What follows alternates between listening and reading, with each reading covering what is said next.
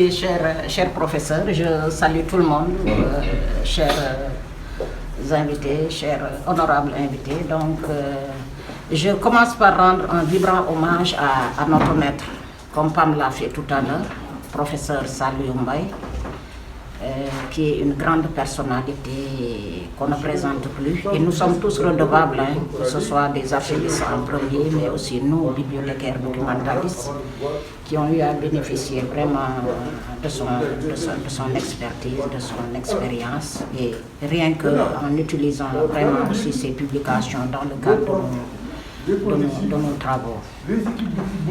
Je félicite aussi mes collègues, Goradja et Pam, et dire combien notre métier aussi est transversal. Gora a fait un excellent travail de bibliothécaire documentaliste. Il a analysé le document au détail, il a proposé des outils de recherche et une meilleure compréhension du document, notamment un glossaire des termes qu'il n'a pas terminé, mais qu'il envisage aussi de mettre à la disposition du professeur. Donc c'est un excellent travail d'analyse dans le détail. Il y a pas aussi en tant que... Oui. J'espère qu'on aura bientôt au siège général. Parce que l'avion est plus immédiat. C'est tout. Bon, voilà. C'est nos amis journalistes qui... Donc, il y a également Dr Adama Alipam, donc un bon archiviste, paléographe, et avec sa casquette d'historien, qui nous a fait vraiment un tour de la question. Et dans son exposé, ce que j'ai retenu, à part ses relations, ses anecdotes, ses relations, sa rencontre personnelle avec le professeur à qui il rend un vibrant hommage en tant que fils spirituel. Ce que j'ai retenu, c'est les différentes connexions qu'il a eu à créer autour de ce travail. Autant Gora est entré dans les détails, qu'il a analysé avec des outils documentaires, autant Pam, en tant qu'archiviste et historien, nous a permis de faire des connexions de différentes disciplines dans ce travail. Il a évoqué la sociologie, c'est vrai, l'anthropologie, etc., l'histoire.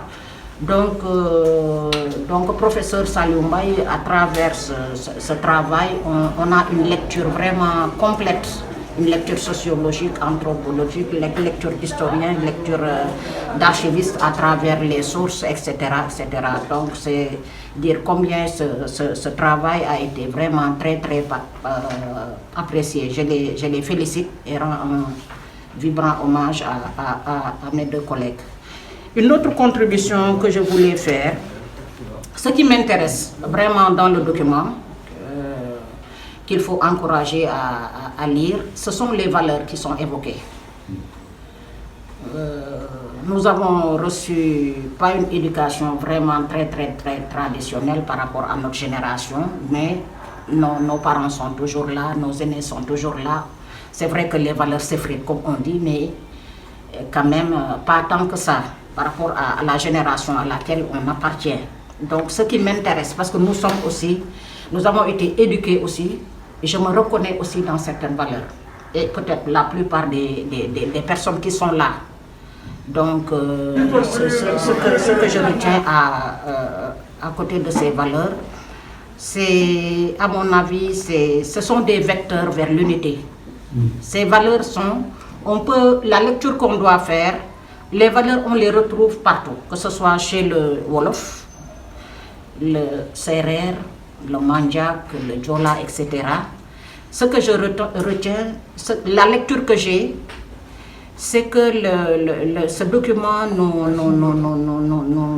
nous incite à...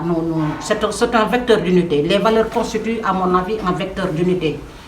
Vecteur d'unité prône l'unité, l'identité nationale au-delà même de nos différences, de nos diversités, sur le plan ethnique, sur le plan religieux, sur le plan culturel. C'est ça que je retiens, parce que les valeurs sont présentes partout, relatives d'une ethnie à l'autre. et d'une religion à l'autre, etc. Donc c'est ça ma lecture par rapport à la somme de valeurs que sur laquelle Gora a mis l'accent, de jom, de résilience, etc. On peut même les traduire en wolof, de dignité, etc. etc. Donc, il y a aussi une autre contribution que je voulais faire par rapport à notre histoire, qui est mal connue. Les historiens le disent toujours, nous on le vit. Moi, ce que je retiens un peu de notre histoire nationale, je ne suis pas historien, mais c'est un peu les cours qu'on récitait par cœur à l'école primaire.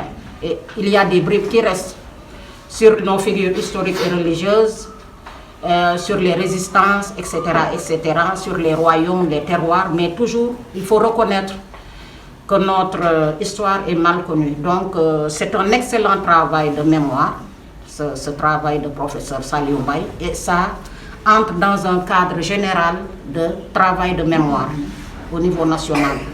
Nous vivons une semaine en ce moment très très culturelle. Il y a à Saint-Louis des activités sur les bibliothèques. À l'université, il y a la semaine des presses universitaires dans laquelle il y a des ouvrages en ce moment qui sont 8 ou 5 ouvrages avec des auteurs, des séances de dédicaces, des conférences sur le livre, la lecture, l'édition, etc.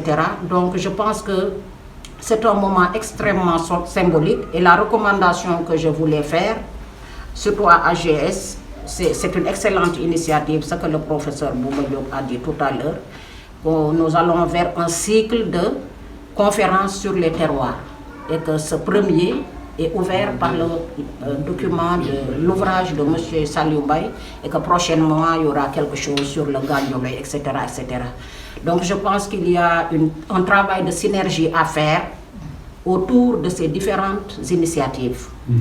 Autour de ces différentes initiatives, c'est une semaine assez dense. Donc en ce moment, il y a beaucoup d'activités qui tournent autour de la mémoire collective, on peut dire. Quand on parle de livres, de l'édition, en ce moment, on est en train de parler d'une œuvre autobiographique, mais au-delà même de l'autobiographie, je pense qu'on peut le considérer comme un héritage commun. Moi, je vois ce document comme un héritage commun qui transcende nos différences, comme je l'ai dit tout à l'heure, sur le plan ethnique, religieux,